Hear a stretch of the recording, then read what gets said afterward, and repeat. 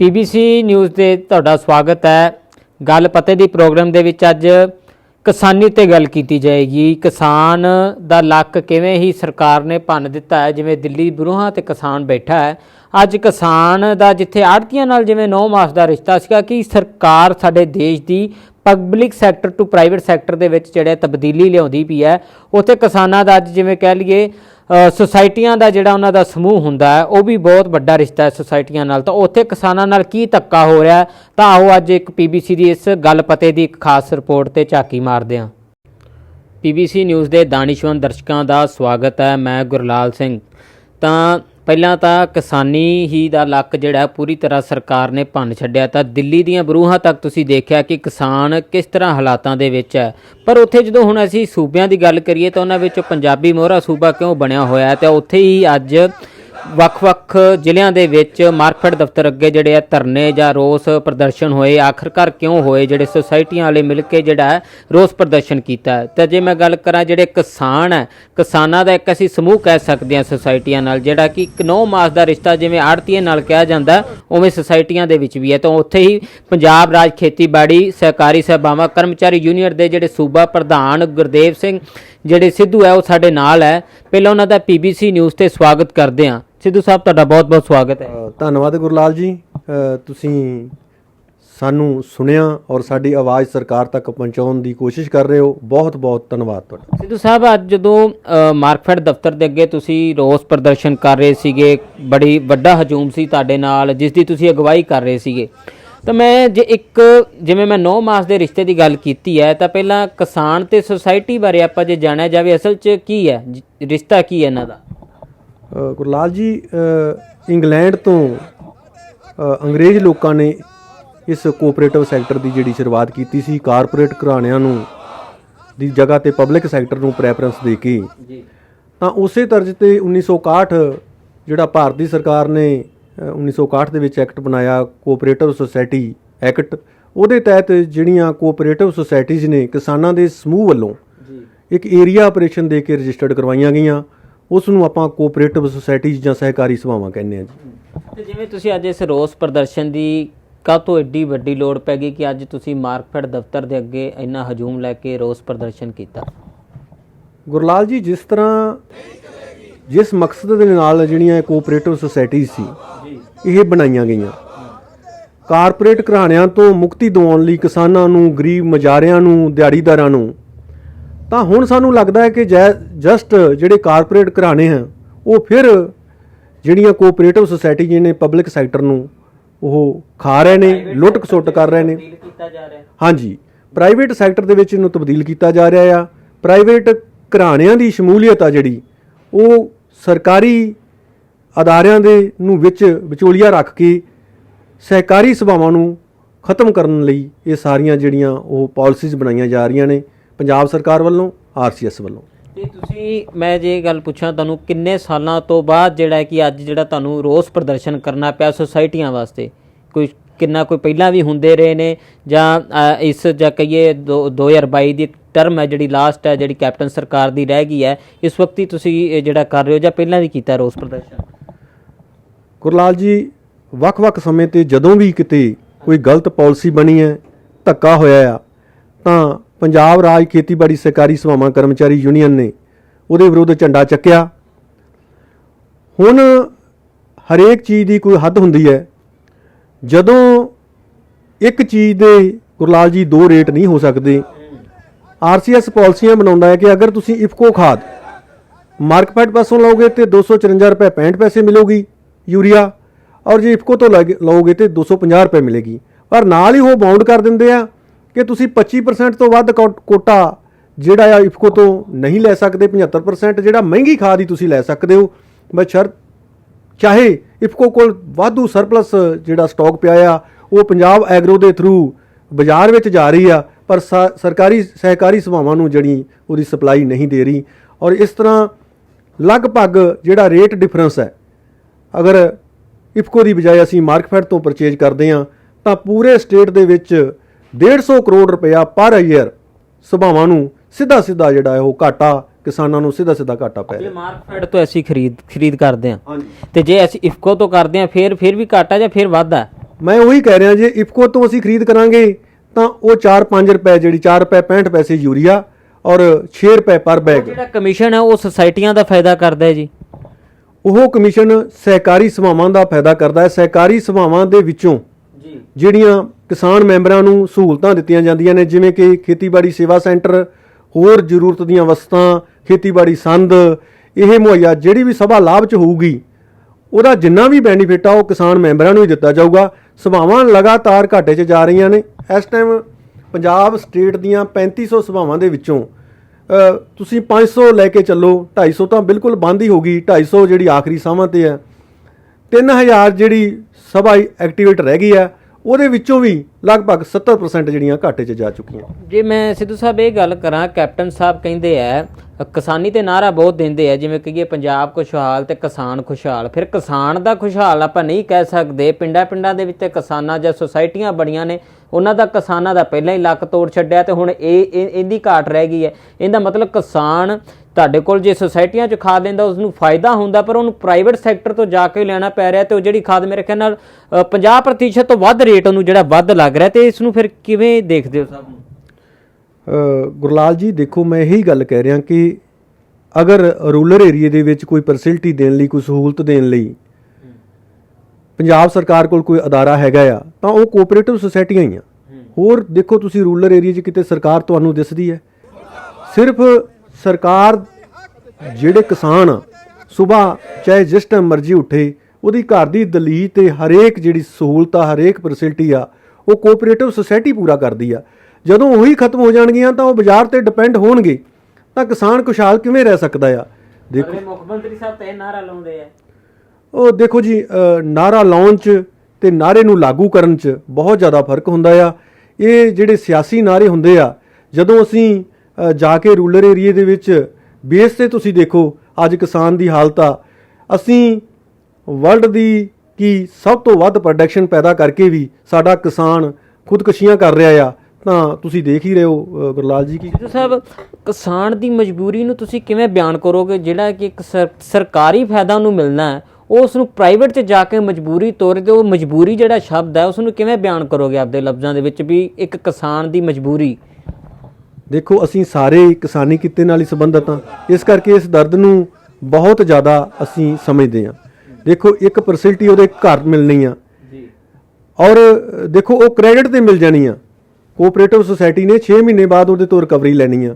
ਅਗਰ ਉੱਥੇ ਖਾਦ ਜਾਂ ਕੋਈ ਚੀਜ਼ ਨਹੀਂ ਹੈਗੀ, ਉਹਦੀ ਉਹ ਕੋਆਪਰੇਟਿਵ ਸੁਸਾਇਟੀ ਸਰਕਾਰ ਦੀਆਂ ਪਾਲਿਸੀਆਂ ਕਰਕੇ ਬੰਦ ਹੋ ਗਈ ਆ, ਉਸ ਨੂੰ ਪ੍ਰਾਈਵੇਟ ਟਰੇਡਰ ਤੇ ਡਿਪੈਂਡ ਕਰਨਾ ਪੈਂਦਾ ਆ, ਜਿਹੜਾ ਕਿ ਉਹਨੂੰ ਸਮੇਂ-ਸਮੇਂ ਤੇ ਬਹੁਤ ਹਰਾਸ ਕਰਦਾ ਵੀ ਰਿਹਾ ਆ, ਪਿਛਲੇ ਸਮਿਆਂ ਦੌਰਾਨ ਵੀ ਹੁਣ ਵੀ ਕਰੇਗਾ। ਤਾਂ ਇਸ ਤੋਂ ਵੱਡੀ ਤਰਾਸਦੀ ਜਾਂ ਪੀੜਾ ਕੀ ਹੋ ਸਕਦੀ ਆ ਕਿਸਾਨੀ ਦੀ, ਕਿ ਆਪਣੇ ਘਰ ਦੇ ਵਿੱਚੋਂ ਚੀਜ਼ ਜਿਹੜੀ ਆ ਉਹਨੂੰ ਨਹੀਂ ਮਿਲ ਰਹੀ, ਉਹਨੂੰ ਟਰੇਡਰ ਤੇ ਵਪਾਰੀ ਤੇ ਡਿਪੈਂਡ ਕਰਨਾ ਪੈ ਰਿਹਾ ਆ ਔਰ ਹਰਾਸ ਹੋਣਾ ਪੈ ਰਿਹਾ। ਸੁਸਾਇਟੀਆਂ ਦੇ ਵਿੱਚ ਜੇ ਮੈਂ ਕਹਾਂ ਖਾਦਾਂ ਦੀ ਜਿਹੜੀ ਕਿੱਲਤ ਤਾਂ ਹੈਗੀ ਹੈ, ਪਰ ਜਿੱਥੇ ਅਸੀਂ ਇੱਕ ਕੰਪਨੀ ਦੀ ਨਾਂ ਦਾ ਲੈਂਦੇ ਹਾਂ ਵੀ ਚੰਗੀਆਂ ਕੰਪਨੀਆਂ ਬਾਹਰ ਪ੍ਰਾਈਵੇਟ ਸੈਕਟਰ 'ਚ ਹੀ ਸਾਨੂੰ ਕਿਉਂ ਮਿਲਦੀਆਂ, ਸੁਸਾਇਟੀਆਂ ਦੇ ਵਿੱਚ ਕਿਉਂ ਨਹੀਂ ਚੰਗੀਆਂ ਕੰਪਨੀ ਦੀਆਂ ਖਾਦਾਂ? ਕਿਸਾਨ ਇਸ ਕਰਕੇ ਵੀ ਉਧਰ ਨੂੰ ਜਾਂਦਾ ਹੈ ਜੀ। ਬਹੁਤ ਵਧੀਆ ਸਵਾਲ ਗੁਰਲਾਲ ਜੀ ਤੁਸੀਂ ਪੁੱਛਿਆ ਕਿ ਚੰਗੀਆਂ ਕੰਪਨੀਆਂ ਦਾ ਜਿਹੜਾ ਫਰਟੀਲਾਈਜ਼ਰ ਆ ਜਾਂ ਪੈਸਟੀਸਾਈਡ ਆ ਉਹ ਸੁਸਾਇਟੀਆਂ 'ਚ ਕਿਉਂ ਨਹੀਂ ਆ ਰਿਹਾ? ਸਿੱਧੇ ਇਹ ਗੱਲ ਆ ਕਿ ਜਿਹੜੀ ਪੰਜਾਬ ਸਰਕਾਰ ਨੇ ਜਿਹੜੀ ਸਪਲਾਈ ਕਰਨੀ ਹੁੰਦੀ ਆ ਔਰ ਪੰਜਾਬ ਸਰਕਾਰ ਨੇ ਹੀ ਪਾਲਿਸੀਜ਼ ਬਣਾਉਣੀਆਂ ਹੁੰਦੀਆਂ ਆ, ਔਰ ਜਦੋਂ ਇਹ ਐਗਰੀਮੈਂਟ ਹੁੰਦੇ ਆ ਕੰਪਨੀਆਂ ਨਾਲ, ਜਿਹੜੀਆਂ ਚੰਗੀਆਂ ਕੰਪਨੀਆਂ ਹੁੰਦੀਆਂ ਆ ਉਹਨਾਂ ਨੇ ਆਪਣੇ ਰੇਟ ਦੇ ਵਿੱਚ ਕੋਈ ਕੰਪਰੋਮਾਈਜ਼ ਨਹੀਂ ਕਰਨਾ, ਉਹਨਾਂ ਨੇ ਆਪਣੀ ਕੁਆਲਿਟੀ ਦੇ ਵਿੱਚ ਕੋਈ ਕੰਪਰੋਮਾਈਜ਼ ਨਹੀਂ ਕਰਨਾ। ਲੇਕਿਨ ਜਿਹੜੀਆਂ ਥੋੜ੍ਹੀਆਂ ਲੋਅਰ ਕਲਾਸ ਕੰਪਨੀਆਂ ਆ, ਮੈਂ ਉਹਨਾਂ ਦਾ ਨਾਮ ਨਹੀਂ ਲਵਾਂਗਾ, ਤਾਂ ਉਹ ਐਗਰੀਮੈਂਟ ਹੀ ਉਹਨਾਂ ਕੰਪਨੀਆਂ ਨਾਲ ਕੀਤੇ ਜਾਂਦੇ ਆ, ਚੰਗੀਆਂ ਕੰਪਨੀਆਂ ਨੂੰ ਨਾਲ ਐਗਰੀਮੈਂਟ ਨਹੀਂ ਕੀਤੇ ਜਾਂਦੇ। ਇਸ ਕਰਕੇ ਉਹ ਜਦੋਂ ਐਗਰੀਮੈਂਟ ਹੀ ਨਹੀਂ ਪੰਜਾਬ ਸਰਕਾਰ ਵੱਲੋਂ ਕੀਤੇ ਜਾਂਦੇ, ਉਹ ਪਾਲਿਸੀਜ਼ ਨਹੀਂ ਇਸ ਤਰ੍ਹਾਂ ਦੀਆਂ ਬਣਾਈਆਂ ਜਾਂਦੀਆਂ, ਤਾਂ ਉਹ ਚੰਗੀਆਂ ਕੰਪਨੀਆਂ ਦਾ ਮਾਲ ਸੁਸਾਇਟੀਆਂ 'ਚ ਆਊਗਾ ਹੀ ਕਿਵੇਂ? ਕਿਉਂਕਿ ਸਿੱਧੇ ਤੌਰ 'ਤੇ ਤਾਂ ਅਸੀਂ ਕਿਤੋਂ ਖਰੀਦ ਨਹੀਂ ਸਕਦੇ। ਪੰਜਾਬ ਸਰਕਾਰ ਇਹ ਜਿਹੜੀ ਖਾਦ ਦੀ ਸਪਲਾਈ ਸਹਿਕਾਰੀ ਸਭਾਵਾਂ ਨੂੰ ਦਿੰਦੀ ਹੈ। ਸਮਝ ਲਓ ਕਿ ਪੰਜਾਬ ਸਰਕਾਰ ਹੀ ਇਹ ਮਾੜੀ ਕੁਆਲਿਟੀ ਦੀ ਜਿਹੜੀ ਖਾਦ ਆ ਜਾਂ ਲੋਅਰ ਕੁਆਲਿਟੀ ਦੀ ਖਾਦ ਆ ਉਹ ਸੁਸਾਇਟੀਆਂ ਨੂੰ ਦੇ ਰਹੀ ਆ। ਤੇ ਉਹ ਜਿਹੜੀਆਂ ਖਾਦਾਂ ਫਿਰ ਉਹ ਕੀ ਕਰ ਰਹੀਆਂ ਸੁਸਾਇਟੀਆਂ ਹੁੰਦੀਆਂ, ਕਿਸ ਤਰੀਕੇ ਨਾਲ ਕਿਸਾਨਾਂ ਦੇ ਵਰਤੋਂ ਦੇ ਵਿੱਚ ਆ ਰਹੀਆਂ ਜਾਂ ਨਹੀਂ? ਉਹ ਫਿਰ ਕੀ ਅਸਲ ਦੇ ਵਿੱਚ ਜਿਹੜਾ ਜਾਂ 20 ਤੋਂ 25% ਜਿਹੜੀਆਂ ਖਾਦਾਂ ਉੱਥੇ ਆ ਰਹੀਆਂ, ਕੀ ਮਤਲਬ ਹੈ ਉਹਦਾ? ਫਿਰ 20 ਤੋਂ 25 ਨਹੀਂ ਗੁਰਲਾਲ ਜੀ, ਮੈਂ ਕਹਿੰਦਾ ਕਿ 80% ਜਿਹੜੀ ਰਿਕੁਆਇਰਮੈਂਟ ਆ ਉਹ ਫਾਰਮਰ ਦੀ ਕੋਆਪਰੇਟਿਵ ਸੁਸਾਇਟੀਆਂ ਹੀ ਹੁਣ ਤੱਕ ਪੂਰੀ ਕਰਦੀਆਂ ਰਹੀਆਂ। ਇਸ ਵਾਰ ਥੋੜੀ ਜੀ ਬਾਜ਼ਾਰ ਨੂੰ ਕੰਪਨੀਆਂ ਵੱਲੋਂ ਪ੍ਰੈਫਰੈਂਸ ਦਿੱਤੀ ਗਈ, ਸੁਸਾਇਟੀਆਂ ਡਰਾਈ ਰਹਿ ਗਈਆਂ, ਇਸ ਕਰਕੇ ਫਾਰਮਰ ਨੂੰ ਮਜਬੂਰਨ ਥੋੜਾ ਵੱਧ ਕੋਟਾ ਬਾਜ਼ਾਰ 'ਚੋਂ ਚੱਕਣਾ ਪਿਆ। ਅਦਰਵਾਈਜ਼ ਜਿਹੜੀਆਂ 80% ਜਿਹੜੀ ਹੈ ਰਿਕੁਆਇਰਮੈਂਟ ਕੋਆਪਰੇਟਿਵ ਸੁਸਾਇਟੀਆਂ ਪੂਰੀਆਂ ਕਰਦੀਆਂ। ਇਸ ਤੋਂ ਪਹਿਲਾਂ ਇਹ ਨਹੀਂ ਸੀ ਕਿ ਸਾਰਾ ਜਿਹੜਾ ਉਹ ਲੋਅਰ ਕਲਾਸ ਦਾ ਮਾਲ ਹੀ ਆਉਂਦਾ ਸੀ, ਵਿੱਚੋਂ ਕੁਝ ਰੈਕ ਆ ਸਕਦੇ ਸੀ। ਵਧੀਆ ਖਾਦਾਂ ਵੀ ਆਉਂਦੀਆਂ ਰਹੀਆਂ, ਵਧੀਆ ਕੰਪਨੀਆਂ ਦੀਆਂ ਖਾਦਾਂ ਵੀ ਆਉਂਦੀਆਂ ਰਹੀਆਂ, ਪਰ ਇਸ ਵਾਰ ਕੀ ਹੋਇਆ ਕਿ ਜਿਹੜੀਆਂ ਚੰਗੀਆਂ ਕੰਪਨੀਆਂ, ਪਤਾ ਨਹੀਂ ਇਹ ਸਰਕਾਰੀ ਲੈਵਲ ਤੇ ਕੀ ਚੱਕਰ ਆ, ਉਹ ਸੁਸਾਇਟੀਆਂ ਨੂੰ, ਸਭਾਵਾਂ ਨੂੰ ਖਾਦ ਦੇਣ ਤੋਂ ਭੱਜ ਗਈਆਂ ਜਾਂ ਉਹਨਾਂ ਨਾਲ ਐਗਰੀਮੈਂਟ ਨਹੀਂ ਕੀਤੇ ਗਏ। ਲੋਅਰ ਕਲਾਸ ਦੀਆਂ ਜਿਹੜੀਆਂ ਕੰਪਨੀ ਸੀ ਉਹਨਾਂ ਨਾਲ ਐਗਰੀਮੈਂਟ, ਇਹ ਪਹਿਲੀ ਵਾਰੀ ਹੋਇਆ ਆ, ਇਸ ਤੋਂ ਪਹਿਲਾਂ ਇਸ ਤਰ੍ਹਾਂ ਨਹੀਂ ਸੀ ਹੁੰਦਾ। ਇਹਦੇ 'ਚ ਤੁਸੀਂ ਕੀ ਦੇਖਦੇ ਹੋ ਕਿ ਪਬਲਿਕ ਸੈਕਟਰ ਹੀ ਹੁਣ ਪ੍ਰਾਈਵੇਟ ਸੈਕਟਰ ਨੂੰ ਫਾਇਦਾ ਕਰਕੇ ਦੇ ਰਿਹਾ? ਜਸਟ ਅਸੀਂ ਇਹੀ ਸਮਝ ਸਕਦੇ ਹਾਂ ਕਿ ਜਿਹੜਾ ਸਾਡੀਆਂ ਸਭਾਵਾਂ, ਜਿਹੜੇ ਸਾਡੇ ਆਫਿਸ, RCS ਆਫਿਸ ਜਾਂ ਸਰਕਾਰ ਵੱਲੋਂ ਜੋ ਵੀ ਕੁਝ ਇਹ ਸਾਰਾ ਸਿਸਟਮ ਬਣਾਇਆ ਗਿਆ ਸੀ, ਕਿਸਾਨ ਨੂੰ ਸਹੂਲਤ ਦੇਣ ਲਈ ਬਣਾਇਆ ਗਿਆ ਸੀ। ਜਦੋਂ ਉਹੀ ਪਾਲਿਸੀਜ਼ ਜਿਹੜੀਆਂ ਉਹ ਗਲਤ ਬਣਾਉਣ ਲੱਗ ਜਾਣਗੇ ਜਾਂ ਜਦੋਂ ਉਹੀ ਇਹ ਚੀਜ਼ਾਂ ਕਰਨ ਲੱਗ ਜਾਣਗੇ, ਇਹਦਾ ਸਿੱਧਾ ਮਤਲਬ ਹੈ ਕਿ ਇਹਦੇ ਵਿੱਚ ਕਾਰਪੋਰੇਟ ਘਰਾਣਿਆਂ ਦੀ ਸ਼ਮੂਲੀਅਤ ਹੋਣ ਜਾ ਰਹੀ ਹੈ। ਉਹਨਾਂ ਦਾ ਦਬਾਅ, ਸਿਆਸੀ ਦਬਾਅ, ਉਹਨਾਂ ਦਾ ਹੋਰ ਜਿਹੜੇ ਦਬਾਅ ਨੇ ਉਹ ਵੱਧ ਕੇ ਇਹ ਜਿਹੜਾ ਕਾਰਪੋਰੇਟ ਵੱਲ ਵੱਧ ਰਿਹਾ। ਜਿਵੇਂ ਇੱਕ ਤੁਹਾਨੂੰ ਇਹੀ ਸਵਾਲ ਕਰਾਂ ਤਾਂ ਕਿ ਸਭਾਵਾਂ ਨੂੰ ਕਿਹੜਾ 25 ਤੋਂ 30% ਦੀ ਜਿਹੜੀ ਖਾਦ ਦੀ ਸਪਲਾਈ ਹੈ, ਜਿਵੇਂ ਵੇਚਣ ਦੇ ਲਿਖਿਆ ਗਿਆ, 70 ਤੋਂ 75% ਸਪਲਾਈ ਜਿਹੜੀ ਹੈ ਪ੍ਰਾਈਵੇਟ ਸੈਕਟਰ ਨੂੰ ਦਿੱਤੀ ਜਾ ਰਹੀ ਹੈ? ਨਹੀਂ ਗੁਰਲਾਲ ਜੀ, ਇਹਦੇ ਵਿੱਚ ਤੁਸੀਂ ਥੋੜਾ ਭੁੱਲ ਰਹੇ ਹੋ। ਇਹ ਜਿਹੜਾ ਕੋਟਾ ਆ, ਅਸੀਂ ਲਿਖਿਆ ਆ ਮਾਰਕਫੈਡ ਤੇ ਇਫਕੋ ਦੌਰਾਨ ਜਿਹੜਾ ਡਿਵਾਈਡ ਹੁੰਦਾ ਆ ਕੋਟਾ, ਉਹਦੇ 'ਚ ਇਹ ਹੁੰਦਾ ਕਿ ਜਿਹੜੀ ਸਰਕਾਰ ਪਾਲਿਸੀ ਬਣਾਉਂਦੀ ਹੈ ਕਿ 25% ਸਭਾਵਾਂ ਨੂੰ ਇਫਕੋ ਜਿਹੜੀ ਉਹ ਸਪਲਾਈ ਦਊਗੀ ਔਰ ਮਾਰਕਫੈਡ ਜਿਹੜੀ ਉਹ 75% ਦਊਗੀ। 80% ਦਾ ਜਿਹੜੀ 80% ਟੋਟਲ ਰਿਕੁਆਇਰਮੈਂਟ ਆ ਫਾਰਮਰ ਦੀ, ਸਭਾਵਾਂ ਦੇ ਵਿੱਚ ਜਿੰਨੀ ਵੀ ਖਾਦ ਆਉਂਦੀ ਆ 100 ਦੇ ਵਿੱਚੋਂ 70% ਆ ਜਿਹੜੀ ਉਹ ਮਾਰਕਫੈਡ ਦਊਗੀ, 30% ਆ ਜਿਹੜੀ ਇਫਕੋ ਦਊਗੀ। ਔਰ ਅਸੀਂ ਇਹ ਮੰਗ ਕਰ ਰਹੇ ਸੀ ਕਿ ਅਗਰ ਜਿਹੜੀ ਇਫਕੋ ਦੀ ਖਾਦ ਆ ਉਹ ਬਹੁਤ ਵਧੀਆ ਪਸੰਦ ਕਰਦੇ ਆ ਸਾਡੇ ਫਾਰਮਰ, ਅਗਰ ਇਹ ਜਿਹੜਾ ਕੋਟਾ 50% ਹੋ ਜੇ, 50% ਮਾਰਕਫੈਡ ਔਰ 50% ਸਿੱਧਾ ਜਿਹੜੀ ਆ ਇਫਕੋ ਵੱਲੋਂ ਸਪਲਾਈ ਦਿੱਤੀ ਜਾਵੇ, ਤਾਂ ਉਹ ਜਿਹੜੀ ਵਧੀਆ ਖਾਦ ਵੀ ਆ ਸਕਦੀ ਆ ਤੇ ਕਿਸਾਨਾਂ ਦਾ ਵੀ ਫਾਇਦਾ ਹੋ ਸਕਦਾ। ਇਹ ਫਿਰ ਜਿਹੜਾ ਤੁਸੀਂ ਰੋਸ ਪ੍ਰਦਰਸ਼ਨ ਕੀਤਾ ਅੱਜ, ਇਹਦਾ ਮਸਲੇ ਦਾ ਹੱਲ ਕੀ ਲੱਗਦਾ? ਫਿਰ ਜਿੰਨੀਆਂ ਤੁਸੀਂ ਗੱਲਾਂ ਦੱਸ ਦਿੱਤੀਆਂ, ਜਾਂ ਸਰਕਾਰ ਨਾਲ ਬੈਠਕ, ਜਾਂ ਕਿਸ ਤਰੀਕੇ ਨਾਲ ਹੁਣ ਸੀਜ਼ਨ ਵੀ ਜਾਣ ਵਾਲਾ ਹੈ ਨਾ ਜੀ, ਜਿਵੇਂ ਸੀਜ਼ਨ ਦੀ ਸ਼ੁਰੂਆਤ ਹੈ ਝੋਨੇ ਦੀ, ਫਿਰ ਕਿਵੇਂ ਦੇਖਦੇ ਸਭ ਨੂੰ? ਕੋਈ ਹੱਲ ਹੋਏਗਾ ਜਾਂ ਨਹੀਂ? ਫਿਰ ਤੁਸੀਂ ਫਿਰ ਰੋਸ ਪ੍ਰਦਰਸ਼ਨ ਤੇ, ਜਾਂ ਫਿਰ ਇਹ ਕੰਮ ਸਾਰਾ ਹੁਣ ਪੋਸਟਪੋਨ ਹੋ ਜਾਏਗਾ ਸੀਜ਼ਨ ਤੋਂ ਬਾਅਦ? ਨਹੀਂ ਗੁਰਲਾਲ ਜੀ, ਸੀਜ਼ਨ ਦਾ ਐਂਡ ਹੈ ਇਸ ਸੀਜ਼ਨ ਦਾ। ਸੀਜ਼ਨ ਤਾਂ ਨੈਕਸਟ ਵੀ ਸ਼ੁਰੂ ਹੋ ਗਿਆ, ਐਡਵਾਂਸ ਸਟਾਕ ਆਉਣੇ ਸ਼ੁਰੂ ਹੋ ਜਾਣੇ ਨੇ। DAP ਦੀ ਜਿਹੜੀ ਸਾਡੀ ਰਿਕੁਆਇਰਮੈਂਟ ਆ ਅਗਸਤ ਦੇ ਵਿੱਚ ਸਟਾਰਟ ਹੋ ਜਾਣੀ ਆ। ਉਹ ਤਾਂ ਜਸਟ ਅਸੀਂ ਜਿਹੜੀ RCS ਨੂੰ, ਰਜਿਸਟਰਾਰ ਕੋਆਪਰੇਟਿਵ ਸੁਸਾਇਟੀਜ਼ ਹੈਗੇ ਆ, ਉਹਨਾਂ ਨੂੰ ਵੀ ਮੈਮੋਰੈਂਡਮ ਦਿੱਤਾ। ਉਹਦੇ ਵਿੱਚ ਕਲੀਅਰ ਲਿਖਿਆ ਆ ਕਿ ਜਿਹੜੀ ਇਹ ਖਾਦ ਪਾਲਿਸੀ ਆ ਇਹਨੂੰ ਰਿਵਿਊ ਕਰਕੇ ਤੁਰੰਤ ਬਦਲਿਆ ਜਾਵੇ ਔਰ ਮਾਰਕਫੈਡ ਔਰ ਇਫਕੋ ਵੱਲੋਂ ਜਿਹੜੀਆਂ ਵੀ ਖਾਦਾਂ ਸਪਲਾਈ ਕੀਤੀਆਂ ਜਾਂਦੇ ਉਹਨਾਂ ਦੇ ਰੇਟ ਇਕੁਅਲ ਹੋਣ, ਬਰਾਬਰ ਹੋਣ। ਇਹਦੇ 'ਚ ਮਾਫ ਕਰਨਾ ਮੈਂ ਗੱਲ ਰੋਕ ਲਿਆ, ਕਿੰਨੇ ਕੁ ਦਿਨ ਦਾ ਉਹਨਾਂ ਨੂੰ ਸਮਾਂ, ਜਾਂ ਕਿੰਨੇ ਕੁ ਦਿਨ ਤੇ ਤੁਸੀਂ ਅੰਤਰਾਲ ਤੇ ਫਿਰ ਦੁਬਾਰਾ ਗੱਲ ਕਰੋਗੇ? ਕੋਈ ਇਹ ਵੀ ਗੱਲ ਕੀਤੀ ਹੈ ਕਿ ਇੰਨਾ ਸਮਾਂ ਤੁਹਾਨੂੰ ਦਿੱਤਾ ਜਾ ਰਿਹਾ? ਅਸੀਂ 13 ਤਰੀਕ ਨੂੰ ਮਾਨਯੋਗ ਮੰਤਰੀ ਸਾਹਿਬ ਔਰ RCS ਸਾਹਿਬ ਨਾਲ ਮੀਟਿੰਗ ਕਰਨ ਜਾ ਰਹੇ ਹਾਂ। ਉਹਦੇ ਵਿੱਚ ਉਹਨਾਂ ਨੂੰ ਅਸੀਂ 31 ਜੁਲਾਈ ਤੱਕ ਦਾ ਸਮਾਂ ਦਿਆਂਗੇ ਕਿ 31 ਜੁਲਾਈ ਤੱਕ ਇਹ ਜਿਹੜੀ ਪਾਲਿਸੀ ਆ ਇਹਨੂੰ ਚੇਂਜ ਕਰਕੇ ਸਭਾਵਾਂ ਦੇ ਹਿੱਤ ਦੇ ਵਿੱਚ, ਕਿਸਾਨਾਂ ਦੇ ਹਿੱਤ ਦੇ ਵਿੱਚ ਜਿਹੜੀਆਂ ਪਾਲਿਸੀਜ਼ ਨੇ ਉਹਨਾਂ ਨੂੰ ਅਮਲ ਦੇ ਵਿੱਚ ਲਿਆਂਦਾ ਜਾਵੇ। ਅਗਰ ਉਹ ਇਹ ਚੀਜ਼ ਨੂੰ ਨਹੀਂ ਮੰਨਦੇ ਤਾਂ ਅਸੀਂ ਪੂਰੇ ਸਟੇਟ ਲੈਵਲ ਤੇ ਆਪਣੀਆਂ ਕਿਸਾਨ ਜਥੇਬੰਦੀਆਂ ਨੂੰ ਵੀ ਨਾਲ ਲੈ ਕੇ ਇੱਕ ਬਹੁਤ ਵੱਡੇ ਪੱਧਰ ਦਾ ਜਿਹੜਾ ਸੰਘਰਸ਼ ਆਰੰਭ ਕਰਾਂਗੇ, ਜਿਹਦੀ ਪੂਰੀ ਜ਼ਿੰਮੇਵਾਰੀ ਸਰਕਾਰ ਦੀ ਔਰ RCS ਦੀ ਹੋਵੇਗੀ।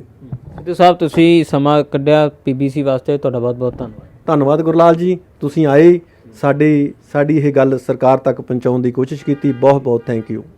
ਤਾਂ ਦੇਖ ਸਕਦੇ ਹੋ ਕਿ ਕਿਸ ਤਰੀਕੇ ਨਾਲ ਕਿਸਾਨਾਂ ਦੇ ਹਾਲਾਤ ਨੇ।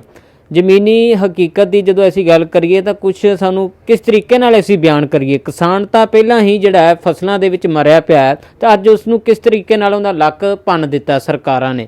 ਤਾਂ ਅੱਜ ਇੱਥੇ ਇਹ ਵੇਖਿਆ ਜਾਵੇ, ਇੱਕ ਪਾਸੇ ਸਰਕਾਰ ਕਹਿੰਦੀ ਹੈ ਕਿ ਪਬਲਿਕ ਸੈਕਟਰ ਹੀ ਸਭ ਤੋਂ ਚੰਗਾ, ਫਿਰ ਤੁਸੀਂ ਪ੍ਰਾਈਵੇਟ ਸੈਕਟਰ ਨੂੰ ਕਿਉਂ ਅੱਗੇ ਲੈ ਕੇ ਆ ਰਹੇ ਹੋ? ਹਰ ਜਗ੍ਹਾ ਪ੍ਰਾਈਵੇਟ ਸੈਕਟਰ ਤੇ ਪ੍ਰਾਈਵੇਟ ਸੈਕਟਰ, ਆਖਿਰਕਾਰ ਪਬਲਿਕ ਸੈਕਟਰ 'ਚ ਕੀ ਮਾੜਾ? ਅਗਰ ਸੁਸਾਇਟੀਆਂ ਤੁਸੀਂ ਬਣਾਈਆਂ ਨੇ, ਕੁਛ ਰਿਸ਼ਤਾ ਕਿਸਾਨਾਂ ਦਾ ਬਣਾਇਆ, ਤਾਂ ਉਹਨਾਂ ਬਾਰੇ ਜ਼ਰੂਰ ਸੋਚਣਾ ਚਾਹੀਦਾ। ਕਿਤੇ ਨਾ ਕਿਤੇ ਇਹ ਸਰਕਾਰ ਵਾਸਤੇ ਬੜੀ ਵੱਡੀ ਭੁੱਲ ਹੈ। ਸਰਕਾਰ ਨੂੰ ਸੋਚ ਵਿਚਾਰ ਕਰਨਾ ਚਾਹੀਦਾ ਹੈ। ਇਹਨਾਂ ਉੱਤੇ ਮਸਲਿਆਂ ਬਾਰੇ ਸੋਚੋ, ਬੈਠੋ ਤੇ ਵਿਚਾਰੋ ਤੇ ਇਸ ਦੇ ਜ਼ਰੂਰ ਮਸਲਿਆਂ ਤੋਂ ਜਲਦੀ ਤੇ ਹੱਲ ਕਰੋ। ਤਾਂ ਦੋਸਤੋ, ਤੁਸੀਂ ਇਸੇ ਤਰ੍ਹਾਂ PBC ਨਾਲ ਬਣੇ ਰਿਹਾ ਕਰੋ। ਅਗਰ ਲੱਗਦਾ ਹੈ ਕਿ ਕਿਸਾਨ ਪੱਖੀ ਦੀ ਗੱਲ ਹੁੰਦੀ ਹੈ, ਲੋਕ ਪੱਖੀ ਦੀ ਗੱਲ ਹੁੰਦੀ ਹੈ, ਚੰਗੀਆਂ ਗੱਲਾਂ ਤੁਹਾਡੇ ਕੋਲ ਲੈ ਕੇ ਆਉਣੇ ਆ, ਤਾਂ ਜ਼ਰੂਰ ਸਾਡਾ ਸਾਥ ਦਿਆ ਕਰੋ। ਤਾਂ ਇਸੇ ਤਰ੍ਹਾਂ PBC ਨਾਲ ਬਣੇ ਰਿਹਾ ਕਰੋ। ਪੰਜਾਬ ਦੀਆਂ तमाम ਖਬਰਾਂ ਵੇਖਣ ਵਾਸਤੇ ਬਣੇ ਰਹੋ PBC ਨਾਲ। ਜਾਨੀ ਕਿ ਮੈਨੂੰ ਗੁਰਲਾਲ ਸਿੰਘ ਤੇ ਮੇਰੇ ਸਾਥੀ ਅਰਸ਼ਦੀਪ ਨੂੰ ਦਿਓ ਇਜਾਜ਼ਤ। ਤੁਸੀਂ ਦੇਖਦੇ ਰਹਿਣਾ PBC ਨਿਊਜ਼। ਤਾਂ ਇਹ ਅੱਜ ਤੁਸੀਂ ਦੇਖੀ ਗੱਲ ਪਤੇ ਦੀ ਇੱਕ ਕਿਸਾਨਾਂ ਉੱਤੇ ਰਿਪੋਰਟ। ਤਾਂ ਦੋਸਤੋ, ਅਗਰ ਲੱਗ ਰਿਹਾ ਹੈ PBC ਉੱਤੇ ਅਸੀਂ ਚੰਗਾ ਕੰਮ ਕਰ ਰਹੇ ਹਾਂ, ਕਿਸਾਨ ਪੱਖੀ ਦੀ ਗੱਲ ਕਰਦੇ ਹਾਂ, ਕਿਸਾਨਾਂ ਨਾਲ ਕਿਵੇਂ ਧੱਕਾ ਹੋ ਰਿਹਾ, ਤਾਂ ਜ਼ਰੂਰਤ ਹੈ ਤੁਹਾਨੂੰ ਇੱਕ ਪਲੇਟਫਾਰਮ ਤੇ ਖੜੇ ਹੋਣ ਦੀ। ਤਾਂ ਇੱਕ ਚੰਗਾ ਲੀਡਰ ਅਸੀਂ ਹਰ ਵਾਰੀ ਕਹਿੰਦੇ ਹਾਂ ਤੁਸੀਂ ਚੁਣੋ, ਤਾਂ ਜੋ ਅਸੀਂ ਇੱਕ ਚੰਗੀ ਦਿੱਖ ਪੰਜਾਬ ਦੀ ਲਿਆ ਸਕੀਏ। ਤਾਂ ਇਹ ਵੇਖੋ ਕਿ ਜਿੱਥੇ ਸਰਕਾਰੀ ਸੈਕਟਰ ਨੂੰ ਹੀ ਜੇ ਕਹੀਏ ਸਰਕਾਰਾਂ ਖਤਮ ਕਰਨ ਤੇ ਤੁਰੀਆਂ ਹੋਈਆਂ, ਪ੍ਰਾਈਵੇਟ ਸੈਕਟਰ ਤੋਂ ਫਾਇਦਾ ਲੈਣ ਵਾਸਤੇ ਇਹ ਕੰਮ ਕੀਤਾ ਜਾ ਰਿਹਾ, ਤਾਂ ਗਲਤ ਹੈ। ਉਹਦੇ ਵਿੱਚ ਜਿਹੜਾ ਰਗੜੀਚਣ ਵਾਲੇ ਨੇ ਉਹ ਕਿਸਾਨ ਨੇ, ਸਾਡੇ ਆਮ ਲੋਕ ਨੇ, ਜਿਨ੍ਹਾਂ ਦਾ ਨੁਕਸਾਨ ਬੜੇ ਵੱਡੇ ਪੱਧਰ ਤੇ ਹੁੰਦਾ ਪਿਆ। ਤਾਂ ਤੁਸੀਂ ਇਸੇ ਤਰ੍ਹਾਂ PBC ਨਾਲ ਬਣੇ ਰਿਹਾ ਕਰੋ। ਜਾਨੀ ਕਿ ਮੈਨੂੰ ਗੁਰਲਾਲ ਸਿੰਘ ਤੇ ਸਾਡੀ PBC ਟੀਮ ਨੂੰ ਦਿਓ ਇਜਾਜ਼ਤ। ਤੁਸੀਂ ਦੇਖਦੇ ਰਹਿਣਾ PBC ਨਿਊਜ਼।